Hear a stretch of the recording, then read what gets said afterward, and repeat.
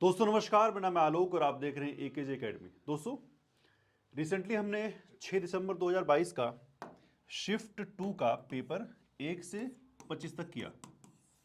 आज जो हमारा सीक्वेंस है वो 26 से 50 तक का है। ठीक है, तो जितने भी लोग क्लास में नए हैं उसमें रिक्वेस्ट रहेगा कि आप चैनल को सब्सक्राइब कर लीजिए सो दैट कि आपको नोटिफिकेशंस रेगुलरली मिलते रहें। ठीक है, चलिए शुरू करेंगे और सवाल नंबर 26 से पहुंचेंगे।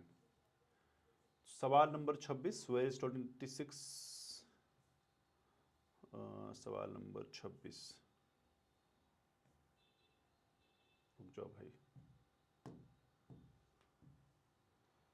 ये है। ठीक है,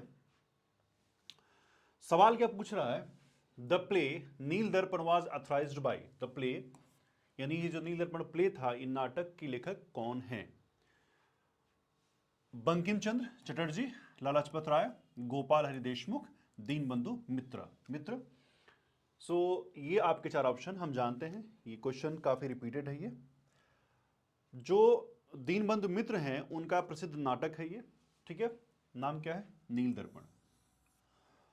और ये है किस चीज के बारे में? ये इसमें है कि जो यूरोपीय लोग हैं, जो यूरोपीय कंपनियां उस समय की जो लोग हैं जो शोषण कर रहे हैं किसानों का यहां पे, उनके खिलाफ ही किया गया। ठीक है, तो ये बार बार सवाल पूछता है एग्जाम में, रिपीट होता है क्वेश्चन, तो ये है आपका उसका आंसर। और भी कुछ इसमें इंपॉर्टेंट कि भाई उनका जन्म कहाँ हुआ है, तो 24 परगना जिला है वेस्ट बंगाल में, वहाँ पे एक गांव है चौबेरिया गांव, वहाँ पे इनका जन्म हुआ है। पिताजी का नाम, माताजी का नाम यहाँ पे गिवन है। टाइम इनका दिया हुआ। प्रकाशित कब हुआ? 1860 में ये नॉवेल प्रकाशित हुआ था। ठीक है, चलिए शुरू करते हैं अगला सवाल। वर्ष 1971 और 76 का 25वां और 42वां संविधान संशोधन निम्नलिखित में से किसका पूर्व उदाहरण है? So answer is fundamental rights, यानी जिसको हम लोग मौलिक अधिकार बोलते हैं। डीपीएसपी यानी ये हमारा होगा नीतिश तत्व। प्रॉपर्टी राइट्स फॉर वुमेन, स्त्रियों के लिए संपत्ति का अधिकार, या इनमें से कोई नहीं। तो 1971 1976 में दो संविधान संशोधन हुए, 25वां और 42वां। उसमें दो मुख्य बातें क्या थी? इसका आंसर पहली बात डीपीएसपी होगा। तो उससे दो मुख्य बातें क्या थी? जो 25वां संशोधन था आपका 1971 में, उसमें क्या हुआ था कि इसमें धारा 31C में बदलाव किया गया था, जिसमें राज्य को निज तत्व को लागू करने के लिए मूल अधिकारों को सीमित करने के लिए इसमें अनुमति मिली थी। ठीक है, और 1976 में हमारा क्या हुआ? ये वेरी वेरी इंपॉर्टेंट। इसमें क्या हुआ था? इसमें प्रस्तावना में समाजवादी, धर्मनिरपेक्ष और गणराज्य शब्द को ऐड कर दिया गया था। ठीक है, तो इसका आंसर क्या होगा? Option number 2। Clear? Moving next.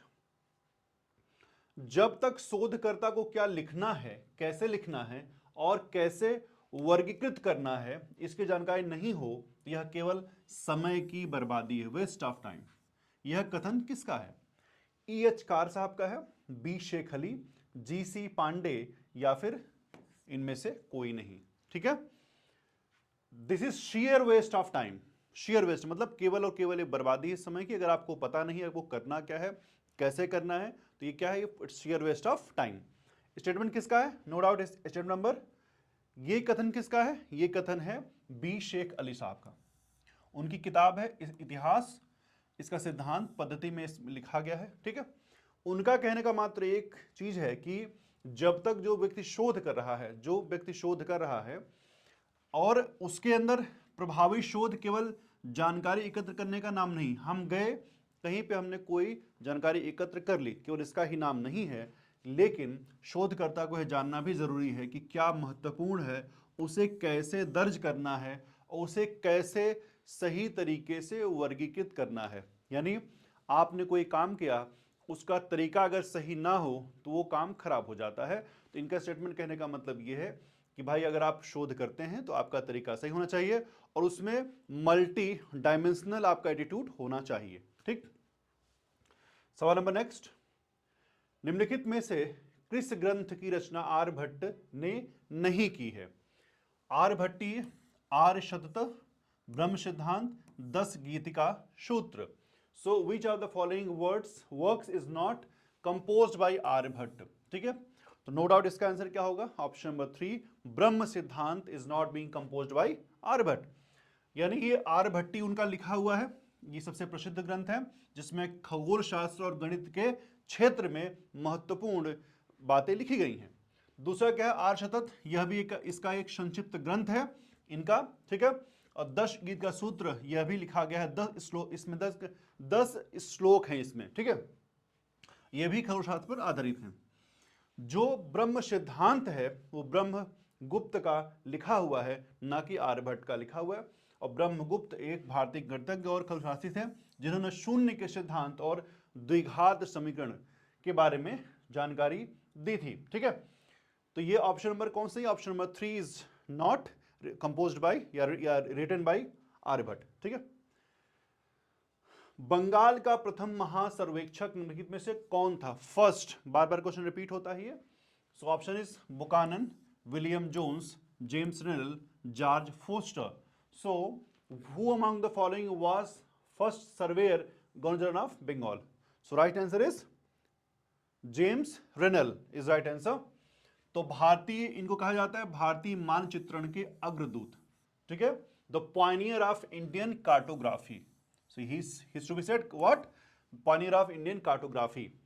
और इन्होंने 14 वर्ष की आयु में मिडशिपमैन के रूप में अपना करियर शुरू किया था, रॉयल नेवी में अपना सर्वेक्षण का अनुभव प्राप्त किया था। फिर उसके बाद क्या हुआ, वो ईस्ट इंडिया कंपनी में शामिल हो गए 1763 में।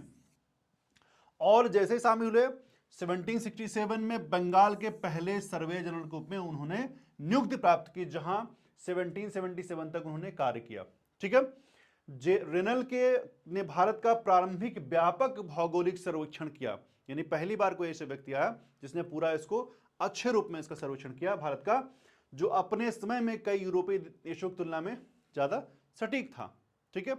हम जानते कई यूरोपीय कंट्रीज थे उसमें जो अपने आप को एक्सप्लोर कर रहे थे, बट उनके कंपेरिजन में इनका काफी बढ़िया था। उनका क्रांतिकारी कार्य 1802 में जो आरंभ हुआ, क्या आरंभ हुआ भाई, the great trigonometrical survey of India, इसका बेस बना इनका कार्य, ठीक है। और उनके प्रमुख कार्यों में 1779 में प्रकाशित बंगाल एटलस और 82 में प्रकाशित हिंदुस्तान का मानचित्रण और उसका विवरण शामिल है, ठीक। चलिए अगला सवाल, इतिहास के जनक हेरोडोटस ने निम्नलिखित में से किसके संदर्भ में लिखा है? एथेंस और स्पार्टा का युद्ध, दास युद्ध, रोम युद्ध और चीन युद्ध।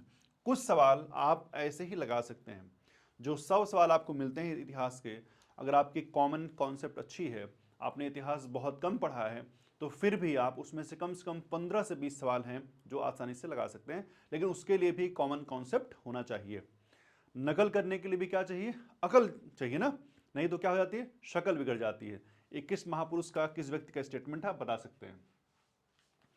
तो देखिए इसमें क्या है, एथेंस और स्पार्टा का युद्ध क्या हुआ, ये इनका यानी इनके बारे में लिखा है, ठीक है। तो इतिहास का जनक इनको कहा जाता है, और इनको रोमन वक्ता जो थे सिजरो, उन्होंने कहा, इनको इसकी उपाधि दी।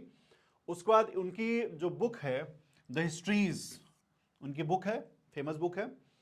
और इन्होंने क्या किया, ये हेरोडोटस ने मुख्य रूप से यूनानी फारसी युद्धों के बारे में लिखा, जिसमें मैराथन, थर्मोपाइले, सालामिस और प्लेटिनिया की प्रसिद्ध लड़ाइयां शामिल है, ठीक है। Very good. चलिए मूविंग नेक्स्ट, वह कौन सी पुस्तक है जिसमें महिलाओं को वह मां थी, वह मां है और वह मां ही रहेगी के रूप में चित्रित किया गया है? उसका नाम क्या है पुस्तक का? आनंद मठ, a comparison between women and main, Manusmriti, अर्थशास्त्र, ठीक है। चलिए आनंद मठ इट इज राइट आंसर। तो हम जानते हैं कि ये जो उपन्यास आनंद मठ, इसको लिखा किसने? बंकिम चंद्र चट्टोपाध्याय ने लिखा। 1882 में बंगला भाषा में इसको प्रकाशित किया। अब इसकी पृष्ठभूमि क्या है? 1770 के बंगाल के भयंकर अकाल, उस अकाल में लगभग 70 लाख से 1 करोड़ लोग बंगाल के मर गए थे, ठीक है। और इसकी कहानी सन्यासी विद्रोह, ठीक है, पर केंद्रित है, जो ब्रिटिश शासन के खिलाफ हुआ था। और ये विद्रोह क्या है, ये सन्यासियों का एक सामूहिक विद्रोह है जो उनके खिलाफ हुआ।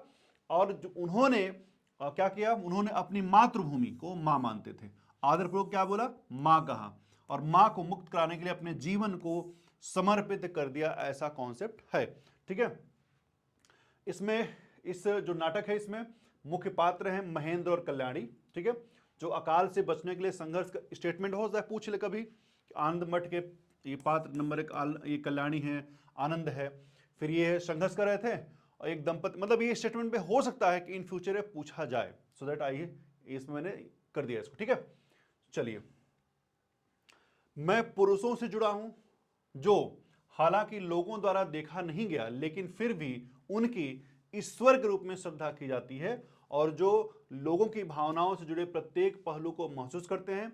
यह उक्ति रिपन द्वारा किसे कही गई? ठीक है, A O Hume, Lajpat Rai, R Palme Dutt, Wedderburn. So this statement किसके बारे में है? ये ए ओ ह्यूम के बारे में है। रिपन साहब ने कहा था इसको। ये क्या, ये उक्त रिपन द्वारा एलन ऑक्टेवियन ह्यूम, ठीक है, के बारे में कही गई थी। और इनके बारे में है, एक ब्रिटिश सिविल सेवक, राजनीतिक सुधारक थे, जिन्होंने 1885 में जो आईएनसी है, राष्ट्रीय कांग्रेस के को बनाने में महत्वपूर्ण भूमिका निभाई थी, या उसके संस्थापक सदस्य थे ये। ठीक है, चलिए, बहुत और एक स्टेटमेंट है इनका, मतलब एक चीज और, भारतीय पक्षी विज्ञान के जनक कहे जाते हैं। ठीक है, ये भी स्टेटमेंट पूछा जा सकता है। ठीक, मूविंग नेक्स्ट, पृथक आंध्र बनाने की मांग करते हुए भूख हड़ताल करने वाले नेता पट्टी श्रीरामुलु की मृत्यु निम्नलिखित में से किस तिथि को हुई? 19 सितंबर 1952, 19 अक्टूबर 1952, 19 नवंबर 1952, 19 दिसंबर 1952। इसमें से कौन सी स्टेटमेंट है? कोई भी स्टेटमेंट सही है कि नहीं है? नहीं है। ठीक है, क्यों? ये क्वेश्चन निरस्त हो गया, क्योंकि जो सवाल पूछा है वो पूछा है किस समय उनकी मृत्यु हुई। उन्होंने उपवास शुरू किया 19 अक्टूबर 1952 को, ठीक है, और मृत्यु हुई उनकी 15 दिसंबर 1952 को, जो कि इस वाले स्टेटमेंट में कहीं है नहीं। 15 दिसंबर का स्टेटमेंट नहीं है, इसलिए क्वेश्चन, क्योंकि जो सवाल आपने पूछा है उसका आपने सही आंसर नहीं दिया। अगर उपवास पूछा होता तो यहां पर एक ऑप्शन सही हो जाता, बट मृत्यु के बारे में पूछा है, तो इसलिए लाइन ही गलत है, इसलिए क्वेश्चन क्या है? निरस्त है। हम जानते हैं कि जो ये जो श्री रामुलु है, ये स्वतंत्रता सेनानी थे, जिन्होंने आंध्र प्रदेश को बनाने में महत्वपूर्ण भूमिका निभाई थी, या कहीं उनके द्वारा ही बना था। ठीक है, उन्होंने उपवास शुरू किया, और क्यों किया? क्योंकि उनको एक राज्य चाहिए था पृथक भाषा के आधार पे, और उनकी बात शुरुआत में नहीं मानी गई। उन्होंने नेहरू जी से बात की, राजा जी से बात की, बट किसी ने उनके प्रस्ताव को माना नहीं। जब माना, मैसेज उनमें उनको लास्ट तक कन्वे नहीं हो पाया, उन्होंने अनशन को तेज कर दिया, और 58 दिनों के उपवास के बाद उनका निधन हो गया। ठीक है, और 1 अक्टूबर 1953 को आंध्र प्रदेश बन गया, और उनके इस बलिदान के लिए उनको अमरजीवी की उपाधि दी गई कि भाई ये अमरजीवी हैं, कभी भी मरेंगे नहीं, हमेशा जीवित रहेंगे, ऐसी उपाधि उनको मिली हुई। ठीक, यह किसने लिखा था? स्कूल एवं कॉलेजों की तुलना में, सोचिए कितना बड़ा स्टेटमेंट है ये, स्कूल एवं कॉलेजों की तुलना में फैक्ट्रियां अधिक प्रभावी हो सकती हैं तथा राष्ट्र की गतिविधियों को नया जन्म दे सकती हैं। स्टेटमेंट किसका है? जीवी जोशी, एमजी रानाडे, दादा भाई नौरोजी, जी सुब्रमण्यम अय्यर। ठीक है, तो ये आंसर है option number MG Ranade, option number 2। उन्होंने कहा था कि भाई ऐसा है कि अगर हम फैक्ट्रियों में जो काम कर रहे हैं लोग, उनको मोटिवेट करें, यानी कहने का मतलब क्या है? शिक्षा को थोड़ा कम किया जाए, फैक्ट्री में ज़्यादा ध्यान दिया जाए। यानी महादेव गोविंद रानाडे महाराष्ट्र के प्रमुख समाज सुधारक, इतिहासकार, अर्थशास्त्री और न्यायाधीश थे। चित्पावन ब्राह्मण थे ये। उन्होंने भारत में ब्रिटिश शासन दौरान सामाजिक आर्थिक सुधार के लिए, उनको जानते हैं हम लोग। ठीक है, और कुछ है इनके में, उन्होंने बाल विवाह, विधवा पुनर्विवाह और महिलाओं के अधिकार में प्रगतिशील सुधारों की वकालत की। राणा जी प्रार्थना समाज के एक प्रमुख, देखिए ये स्टेटमेंट है, राणा जी प्रार्थना समाज के एक प्रमुख व्यक्ति थे जो हिंदू धर्म के भीतर सामाजिक मुद्दों, जाति भेदभाव और महिलाओं के साथ दुर्व्यवहार को एक आंदोलन, मतलब ये ठीक नहीं था। ठीक है, इनके हिसाब से ये ठीक नहीं था। इतिहास लेखन में उनके काम, विशेष रूप से the rise of the Maratha, ये देखिए, the rise of the Maratha power में मराठा साहित्य को इतिहास को समझने में काफ़ी इसमें योगदान मिलता है। और उनके आर्थिक विचारों के कारण उनको अर्थशास्त्र का पिता भी कहते हैं। तो ये सब चीज़ें हैं उनके बारे में। और उन्होंने औद्योगिकरण और राज्य कल्याण की वकालत की। 1887 में उनके भारत राष्ट्रीय सामाजिक सम्मेलन की स्थापना की। ये भी सवाल है, ये भी आप याद कर सकते हैं। ठीक है, सो option number 2 is right, MG Rana day. Moving next, स्वदेशी आंदोलन के दौरान बारिसाल में स्वदेश बांधव समिति की स्थापना किसने की? मोतीलाल घोष, नील रत्न सरकार, अश्विनी कुमार दत्त, कृष्ण कुमार मित्रा। ठीक है, so right answer is what?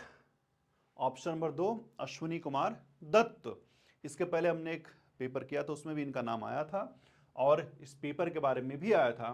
फिलहाल अश्विनी कुमार दत्त ने बंगाल के विभाजन के जवाब में, इसके रिप्लाई में, विभाजन के रिप्लाई में 6 अगस्त 1905 को स्वदेश बांधव समिति की स्थापना की। स्वदेश बांधव समिति,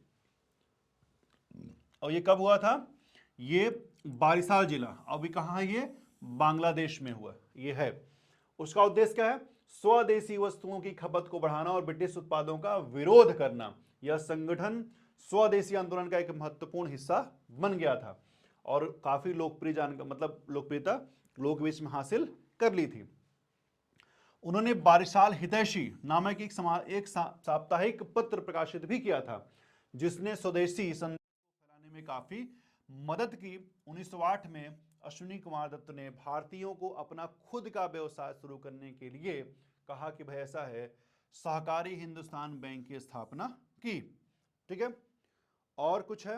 हाँ, दत्त के प्रयासों से विशेष रूप से क्षेत्र के मुख्य रूप से मुस्लिम किसानों के बीच महत्वपूर्ण समर्थन जुटाने में मदद मिली और जिले भर में लगभग 159 शाखाओं के साथ इसका विस्तार किया गया। Option number 3 is right, Ashwini Kumar Dutt. ठीक, निम्नलिखित में से किसने मेजनी की जीवनी लिखी थी? Lala Hardayal, Madan Lal Dhingra, VD Savarkar, Rash Behari Bose. So right answer is what? VD Savarkar.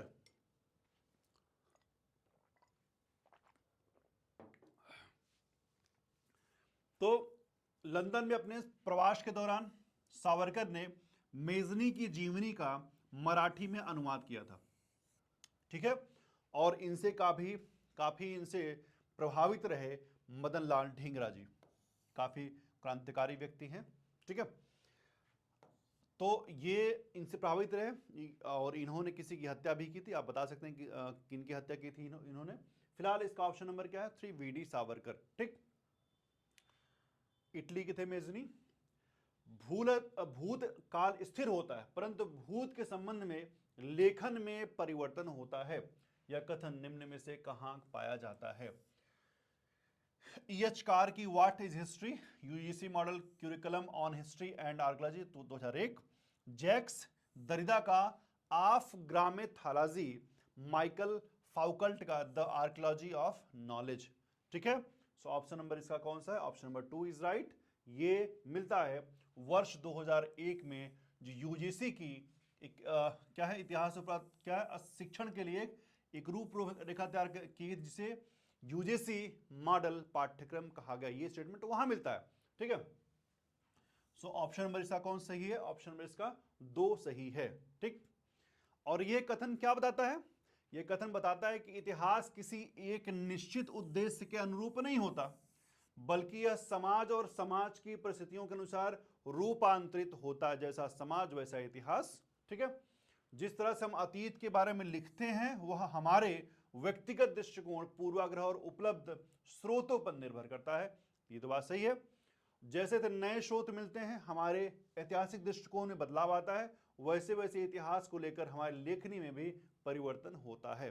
ठीक है, चलिए, निम्नलिखित में से कौन इतिहासकारों की इतिवृत्त से जुड़ा हुआ था? ठीक है, so who among the following was associated with the Annales school of the historians? So Lucien Febvre, Karl Marx, Louis Dumont, Arnold Toynbee. Right answer is what? Right answer is option 2, 1। ठीक है, Lucian फेबे और mark Baloch. ठीक है, Lucian फेबे, mark Baloch ने 1929 में Annales d histoire economique et sociale नामक पत्रिका लिखी। यहां इतना बड़ा नाम है इसका, ठीक है, पत्रिका लिखी, जिसमें उन्होंने आमतौर पर एनल्स के नाम से जानते थे, ठीक है। इस पत्रिका का उद्देश्य का इतिहास को एक नई दिशा देना था, जिसमें समाज के सभी पहलुओं को शामिल किया जाए, न कि केवल राजाओं और युद्धों के इर्द गिर्द। नॉर्मली इतिहास क्या होता था, पहले राजा युद्ध पे गए, युद्ध पे लौट के आए, तो उनके बारे में इतिहास लिख दिया जाए। तो उन्होंने कहा नहीं भाई, समाज में इसके अलावा भी कुछ चीजें होती हैं, तो आप उसके बारे में क्यों लिख नहीं रहे हैं, ठीक है। उनका दृष्टिकोण का लक्ष्य था कि लोगों को पुराने और संभावित खतरनाक दृष्टिकोणों के बारे में सतर्क करना, ताकि भविष्य की संभावित आर्थिक और राजनीतिक समस्याओं से हम बच सकें। इनके अलावा उनका उद्देश्य अकादमिक जगत को वर्तमान का अध्ययन करने के लिए भी प्रेरित करना था, ठीक है। तो फेबे और ब्लोच, कभी कभी ये दोनों नाम आ जाए, कभी कभी अलग अलग नाम आए, तो आप जान सकते हैं इसके बारे में। प्राच्य विद्या पूर्व और पश्चिम के बीच सत्ता मूलक तथा ज्ञान मीमांसा मूलक आधारित विचारों की शैली पर आधारित है। यह वक्तव्य किसका है भाई? Gayatri C Spivak, Kate Currie, Max Muller, Edward W Said. So right answer is what? 1/4 Edward W Said, ठीक है। तो ओरिएंटलिज्म, यानी जिसको हम लोग प्राच्य विद्या कह रहे हैं यहां पे, ओरिएंटलिज्म फिलिस्तीनी अमेरिकी विद्वान है एडवर्ड सईद, ठीक है। और एक ऐतिहासिक पुस्तक है, और इनका ये पुस्तक है जिसमें उन्होंने पूर्वी दुनिया की पश्चिमी धारणा और प्रतिनिधित्व की आलोचना की जांच की है। जिसमें हम कहने का मतलब क्या है, पूर्व और पश्चिम के बीच जो अंग्रेज हैं वो क्या करते हैं, वो कहते हैं कि भाई ये जो अफ्रीका के लोग हैं, जो एशिया के लोग हैं, हमसे ज्ञान में कम हैं, हमसे चीज़ों में कम हैं। तो इसको कहीं ना कहीं इन्होंने इसमें आलोचना की है कि आप ऐसा नहीं कह सकते कि हम लोग कम हैं या चीज़ें कैसी हैं। तो इसका ऑप्शन नंबर क्या? Option number 4 Edward W said या सईद, ठीक है। चूड़ामणि एक आभूषण है। चूड़ामणि क्या है? आभूषण है, धातु निर्मित है, सीता द्वारा हनुमान जी को प्रदत्त है, बंगाल में एक स्थान है, बाल की सज्जा में प्रयुक्त है, श्रीमद् रामायण में संदर्भित है। तो नो डाउट ये क्या है, ऑप्शन नंबर इसका कौन से होगा? चूड़ामणि। इसका भी समूल होता है निरस्त ही है, क्योंकि ऑप्शन इसके कई सारे गलत हैं। तो चूड़ामणि क्या, ये ऑप्शन भी क्या है? निरस्त है। चूड़ामणि एक प्रकार का आभूषण है जो मुख्यतः बालों की सजावट में पहना जाता है और विशेष रूप से महिलाओं के द्वारा पहनते हैं। रामायण में इसे एक महत्वपूर्ण संदर्भ रूप में दिखा गया है, क्योंकि जब हनुमान जी सीता जी से मिलने जाते हैं तो हनुमान जी को उन्होंने चूड़ामणि दी थी, ठीक है। तो ये आशीर्वाद रूप में भी आप समझ सकते हैं। यह घटना रामायण के सुंदर कांड में है, ठीक है। इस संदर्भ में चूड़ामणि को हनुमान जी का आशीर्वाद और प्रतीक रूप में दिया गया था। विकल्पों के अभाव में एनटीए ने इसको क्या किया है? निरस्त कर दिया, विकल्प नहीं मिले, ठीक है। और एनटीए जानबूझ करके, मतलब एनटीए का कई सारे एग्जाम वाले करते क्या है, जब आप जानते हैं भाई इसका सवाल गलत है, ऑप्शन गलत है, तो आप देते ही क्यों हो? इतनी बड़ी आपकी संस्था है, इतने बड़े लोग आपसे जुड़े हुए हैं, तो आप 100 के 100 सवाल सही दे दो भाई, जिसको नंबर मिल रहा वो मिल जाएगा। अब एक गलत सवाल से क्या होता है, पूरा बच्चे का माइंडसेट खराब होता है, बच्चा कंफ्यूज होता है और उसी में फंसा रहता है। तो प्रभु एनटीए वालों, आपसे गुजारिश है कि ध्यान दीजिए, बच्चों के साथ ऐसा कोई सवाल मत दीजिए जिससे उनको दिक्कत हो। चलिए, शौहगौरा ताम्रपत्र अभिलेख में निम्नलिखित में से किसके बारे में उल्लेख है? ठीक है, मथुरा, चान्हू, मानवासी जंक्शन, खाद्यान्न का भंडार, ताम्र खजाना, ठीक है। अब देखिए ये शाहगौरा है, जानते हैं इसके बारे में। तो शाहगौरा का जो अभिलेख है, शाहगौरा ताम्रपत्र अभिलेख उत्तर प्रदेश के गोरखपुर जिले के बांस गांव तहसील के सोहगौरा गांव से, इसलिए इसका नाम सोहगौरा गांव से मिला है, तो सोहगौरा से इसका नाम है। वर्तमान में कोलकाता में रखा गया, ठीक है। यह ताम्रपत्र प्राकृत भाषा में लिखा गया है, जिसमें ये देखिए भाषा अगर आप पढ़ पाए तो बढ़िया है, आप इतिहासकार हैं, ठीक है। तो ये प्राकृतिक भाषा में लिखा हुआ है। इसमें देखिए 7 प्रकार के चित्र, 1 2 3 4 5 6 7 प्रकार के चित्र हैं इसमें। इस सातों का मतलब है, वृक्ष वाला वेदिका है, 3 मंजिला वाला भवन है, नाल युक्त कमल पुष्पकलियां है, मेरु पर्वत पर चंद्रमा है, ठीक है, सूर्य चंद्रमा है, वेदिका में पेड़ है, 3 मंजिला वाला भवन है। तो 2 चीजें हैं इसमें, यहाँ पे एक भवन, ये सब इसमें लिखा हुआ है। और ये है उसका जो मतलब लिखा हुआ है, तो आप इसको पढ़ सकते हैं। अनुवाद क्या है? तो श्रावस्ती के महामात्रों का आदेश है कि मानववासी शिविर से जारी हुआ ठेकेदारों को केवल सूखे के आगमन पर, जब सूखा पड़े तो ये जो क्या है, द्रव्य संग्रहालय त्रिवेणी, मथुरा, चांचू, मोदमा और भद्रा में वितरित किए जाने हैं। यदि आपातकाल में है तो इनको आप रोक नहीं सकते, पुरानी परंपरा है, ठीक है, आप इसको रोक नहीं सकते। अच्छा, ताम्रपत्र लिखा किसने है ये, इसके बारे में क्या तिथि निश्चित ने, मतलब निश्चित नहीं है मतलब कौन लिखा है। इसकी लिपि और चिन्हों के आधार पर इसे कह सकते हैं कि ये अशोक के काल से पहले का है ये, तो इसे चतुर्थ शताब्दी से लेकर के तीसरी शताब्दी के बीच का मान सकते हैं। ये चंद्रगुप्त मौर्य विंसार के समय का भी हो सकता है। इट इज नॉट बीन, ये क्लियर नहीं है किसके बीच का है, बट एक ऑप्शन दिया गया है। तो ये चीजें हैं। ये देखिए जगह का नाम है त्रिवेणी, मथुरा, चांचू, मोदमा, भद्रा। त्रिवेणी, चांचू, मोदमा, भद्रा, ऐसे देखिए मथुरा, चांचू और ये सब चीजें हैं उसमें है हुआ, ठीक है। चलिए, सिंधु घाटी के उत्खनन में पाए गए नर्तकी का संबंध है, संबंध किससे है, ताम्र पाषाण युग से। तत्कालीन धातुकर्म का उदाहरण, सौंदर्य का उदाहरण, ताम्र युग, पुरा पाषाण काल। तो इसमें से कौन सा है भाई, ठीक है। देखिए ये पुरा पाषाण काल का तो है ही नहीं है, ई नंबर गलत, ई नंबर गलत, ई नंबर गलत, ऑप्शन नंबर बी सही। तो ये ऑप्शन नंबर तो ऐसे ही क्लियर हो गया, ठीक है। तो सिंधु घाटी की जो कलाकृति, ये ऑप्शन नंबर देखिए 2 आ गया। सिंधु घाटी की जो कलाकृतियां हैं भारतीय इतिहास के एक अमूल्य क्या धरोहर है, नो डाउट। तो ये जो इनमें से एक प्रमुख और समृद्ध कृति नर्तकी की कांस्य प्रतिमा है जो मोहनजोदड़ो में पाई गई। यह कांस्य प्रतिमा लगभग 4 इंच ऊंची है, ठीक है, और यह प्रतिमा एक नर्तकी की है। और ऐसा शो होता है, बहुत अच्छा मतलब नृत्य हो रहा है और सब चीजें उसके दिखा। नर्तकी के लंबे केश हैं, दाहिनी भुजा में, बाएं भुजा में चूड़ियां हैं, कड़ा पहने हुए हैं, हाथ कमर पर टिका है, गले में हार है, ठीक है, नेत्र मुद्रा है, ठीक है, और बड़ी बड़ी आंखें हैं, नाक चपटी है। मतलब कुल मिलाकर के एक बढ़िया, एक बेस्ट जो आप कह सकते हैं उस समय का ये एक बेस्ट उदाहरण है, ठीक है। चलिए अगला सवाल, इतिहास के अध्ययन के लिए साहित्यिक स्रोतों में क्या सम्मिलित है। साहित्यिक स्रोतों में क्या है भाई, श्रीमद् रामायण, सिक्के, श्रीमद् महाभारत, मेगास्थनीज की रचित इंडिका, कौटिल्य का अर्थशास्त्र। कौन सा इसमें क्या है, आप साहित्यिक स्रोत में इसको शामिल कर सकते हैं, किसको, ठीक है। तो देखिए यहाँ पे सिक्के तो स्रोत है ही नहीं, क्या पढ़ सकते, थोड़े से सिक्के क्या हो तो पुरातत्व स्रोत है। तो ऑप्शन नंबर बी तो ऐसे गलत हो गया, बी नंबर जहां जहां गलत हो जाएगा, बी बी बी, ये ऑप्शन नंबर 4 सही हो गया, ठीक है। तो नो डाउट ये आपका आंसर नंबर 4 ACD। इतिहास के अध्ययन के लिए साहित्यिक स्रोत, ये सब रामायण भी साहित्यिक स्रोत है, व्यास द्वारा जो लिखा है महाभारत ये भी स्रोत है, मेगास्थनीज की इंडिका भी स्रोत है, ये भी स्रोत है, ठीक है। 4 ऑप्शन ठीक है। चलिए मूविंग नेक्स्ट, मौर्यकालीन अर्थव्यवस्था निम्नलिखित में से किस पर आधारित है। कृषि उत्पाद, धातु कर्म उद्योग, वस्त्र उद्योग, कागज उद्योग, बावड़ी उद्योग। तो ये बताइए कागज मौर्य काल में रहा होगा, नहीं रहा होगा, ऑप्शन नंबर डी गलत हो जाता है। तो डी नंबर यहां पे है, डी नंबर यहां पे है, डी नंबर यहां पे है, यानी इसका number option number A B C सही हो गया, ठीक है। Option number A B C, देखिए option number A B C. तो कृषि तो हर समय रहेगा ना, ठीक है, कृषि धातु कर्म भी हर समय रहेगा भाई, लड़ाइयां लड़नी है, औजार बनाने किससे बनेगा, धातु से ही बनेगा। वस्त्र उद्योग कपड़ा पहनेंगे हमेशा रहेगा, बावड़ी सिंचाई भी हमेशा रहेगी, 3-4 चीजें तो हमेशा रहेंगी। लेकिन सिक्का मतलब जिसकी बात कर रहा हूं कौन सा था पीछे वाला, कागज, ये उस समय का नहीं है।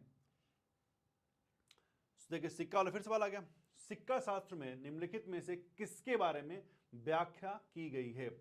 युगों की अर्थव्यवस्था, सिक्के का मूल्य, प्रयोग की जाने वाली धातु, काष्ठ उद्योग, शासकों की प्रतिमा। तो इसमें से किसके बारे में किया गया, इसमें देखिए हमको लगता है डी गलत हो जाएगा। तो ऑप्शन नंबर देखिए ए बी सी सही है, डी गलत है अपने आप ही। सिक्के से लकड़ी से क्या मतलब, सिक्के तो धातु के बनते हैं, लकड़ी के बनते नहीं है। तो क्या है, सिक्कों का अध्ययन क्या है, युगों की अर्थव्यवस्था, मतलब उस समय जो सिक्का आपको मिला है उसमें उस समय की अर्थव्यवस्था के बारे में आपको जानकारी मिलती है, ठीक है, उसमें अर्थव्यवस्था कहती थी। फिर सिक्के का मूल्य, भाई उस समय का मूल्य प्रणाली क्या था, प्रयोग की जाने वाली धातु कौन कौन सी थी उस समय की, उसके बाद शासकों की प्रतिमाएं भी उसमें आपको मिल जाती हैं, दिख जाती हैं। So option number 2 is right. अग्रहार निम्नलिखित में से किन्हें उपहार स्वरूप दिया गया गांव है, ठीक है। तो भाई केवल ब्राह्मणों को, व्यापारियों को, विदेशी यात्रियों को, उन शिल्पकारों को जो कौशल, ये भी आपको क्या पास गलत है, ठीक है। इसमें भी बहुत सारे ऑप्शन गलत हैं आपके, इसलिए भी हमको लगता है ये निरस्त होगा। देखिए सवाल निरस्त। अग्रहार भारत में ब्राह्मणों को मुख्य रूप से धार्मिक और शैक्षिक उद्देश्यों के लिए दिए गए भूमि अनुदान होते थे। ठीक है, और अग्रहार जो व्यक्ति थे ये कहीं कहीं अग्रहार को गांव से भी आप दिखाते थे। अग्रहार विभिन्न जातियों के लोगों से घिरे होते थे जो बढ़ई गिरी मिट्टी के बर्तन, लोहार, कृषि जैसी आवश्यक सेवाएं प्रदान करते थे। ब्राह्मण अक्सर मंदिरों से भूमि के मालिक क्या पट्टे पर लेते थे और दूसरों को देते थे। इन भूमि अनुदानों को पांड्य, चोल और विजयनगर जैसे राजवंशों के द्वारा समर्थन प्राप्त था और मंदिर और ब्राह्मणों पर ध्यान केंद्रित करने वाले कृषि आधारित अर्थव्यवस्था का ये लोग प्रतिनिधित्व करते थे। तो कुल मिलाकर ऑप्शन नंबर क्या है? कोई नहीं है, इसमें बहुत सारे ऑप्शन जो है गलत है। निम्नलिखित में से बेमेल दक्षिण भारतीय भाषा का युग्म चुने। बेमेल कौन सा है? दक्षिण भारतीय भाषा के बारे में कह रहा है, बेमेल कह रहा है। तेलुगु, तमिल, कन्नड़, मलयालम और डोगरी। डोगरी तो दक्षिण भारत की भाषा है नहीं, कहाँ की है? Very good. तो ई नंबर तो गलत है, ई नंबर कहाँ? ई गलत, ई गलत, ई गलत। Option number A B C D सही हो जाएगा। तो देख लीजिए यहाँ पे ऑप्शन नंबर, विकल्प नंबर 1 3 4, यानी ये तीन हमारे जो बेमेल हैं, ये मतलब ये बेमेल हैं, ये बेमेल। ऑप्शन नंबर 3 4, 1 3 4 है बेमेल। बेमेल चुनिए, तो हमने 1 चुन लिया, 3 चुन लिया, 4 चुन लिया, आपके पास क्या बेमेल है ये। तो ऑप्शन नंबर क्या है इसका? बेमेल। द्रविड़ भाषाएं दक्षिण एशिया में बोली जाती हैं और लगभग 70 समूह भाषाओं का एक ग्रुप है ये द्रविड़ भाषाएं। ठीक है, 24 उपसमूहों के साथ दक्षिण, मध्य और उत्तरी समूह में विभाजित है। ठीक, चलिए, 4 प्रमुख जो भाषाएं हैं द्रविड़, तेलुगु, तमिल, मलयालम और कन्नड़। ठीक है, तो तेलुगु जो है वो तमिलनाडु की होगी, तमिल आंध्र प्रदेश, मलयालम केरल और कन्नड़ क्या होगा? कर्नाटका। ठीक है, तो ये सब क्या है? ये संविधान में भी इनके बारे में उल्लेख है। तमिल सबसे पुरानी साहित्यिक भाषा जिसका इतिहास 9वीं शताब्दी का है, जबकि मलयालम भौगोलिक अलगाव का तमिल से थोड़ा सा अलग हुई है। और 5वीं शताब्दी के शिलालेखों के साथ कन्नड़ का सबसे पहला साहित्यिक कार्य ये मिलता है। सबसे व्यापक रूप से अगर कोई भाषा बोली जा रही, कौन? तेलुगु भारत में 30वें नंबर पर है। इन भाषाओं का सामूहिक ऐतिहासिक सांस्कृतिक महत्व है जो भारतीय इतिहास संस्कृति में उनका योगदान प्रदान करती है। तो ऑप्शन नंबर क्या है? डोगरी, जो कि जम्मू कश्मीर और कश्मीर कुछ हिस्सों में बोले जाने भाषा है, ये उत्तर की है, ना कि दक्षिण की। मतलब आप इसे उत्तर कह सकते हैं, ऊपर की तरफ। ठीक है, चलिए, अलवार और नैनार निम्नांकित में से किनसे संबंधित है? हिंदू धर्म, वैष्णव धर्म, शैव धर्म, वैदिक धर्म और या फिर जैन धर्म। तो आप जानते हैं, नो डाउट इसका ई गलत हो जाएगा, जैन धर्म गलत है, ई गलत, ABCD हो जाएगा, यानी संबंधित हिंदू धर्म, वैष्णव धर्म और ये वैदिक और शैव, यानी ऑप्शन नंबर कौन सा है? ये ऑप्शन नंबर 2 ABCD। नैनार और अलवार तमिल कविशन थे जो क्रमशः शिव और विष्णु के भक्त थे। उन्होंने दक्षिण भारत में भक्ति आंदोलन के प्रचार प्रसार में महत्वपूर्ण भूमिका निभाई थी। परंपरा के अनुसार अलवारों की संख्या कितनी है? 12। नैनार कितने हैं? 63। नैनार की सामूहिक भक्ति कविताओं को थिरु मुराई के नाम से जानते हैं। ठीक है, जिन्हें तमिल वेद भी कहा जाता है। प्रारंभिक भक्ति आंदोलन लगभग 6वीं शताब्दी में हुआ, जिनमें अलवार यानी विष्णु भक्त, नैनार शिव भक्त थे। ये संत अपनी इष्ट की स्तुति में तमिल में भजन गाते हुए एक स्थान से दूसरे स्थान पर भ्रमण करते थे।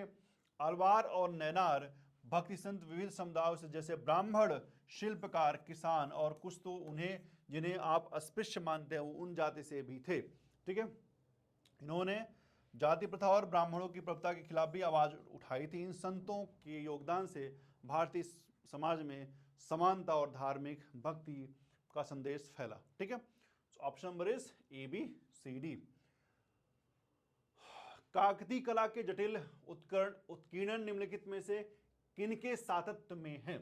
ठीक है, continuation of the intricate carvings of Kakatiya art are continuation of Chalukya कला, सातवाहन कला, चोल कला, राष्ट्रकूट कला, स्थानीय कला परंपरा। तो इसमें ऑप्शन नंबर कौन सही होगा? ऑप्शन नंबर 3 केवल ABDE।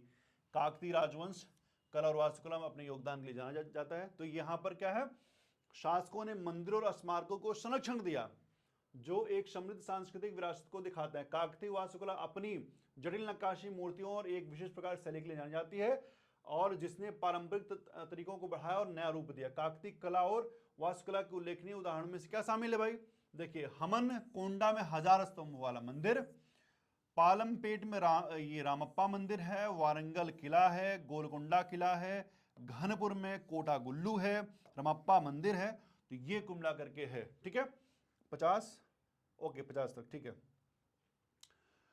तो ये रहे आज के सवाल और यहां पर होती है क्लास आपकी खत्म, ठीक है। तो आज हमने 26 से 50 कंप्लीट कर लिया, तो 2 वीडियो आ गए हैं। तो जितने भी लोगों ने क्लास में पहला वीडियो ना देखा हो, दूसरा वीडियो देखने से पहले एक बार उसको जरूर देख लें। बाकी आज क्लास में बस इतना ही। चलिए हम लोग नेक्स्ट वीडियो में फिर मिलेंगे नए चीज़ों के साथ। तब तक के लिए मस्त रहें, व्यस्त रहें, bye bye, thank you very much.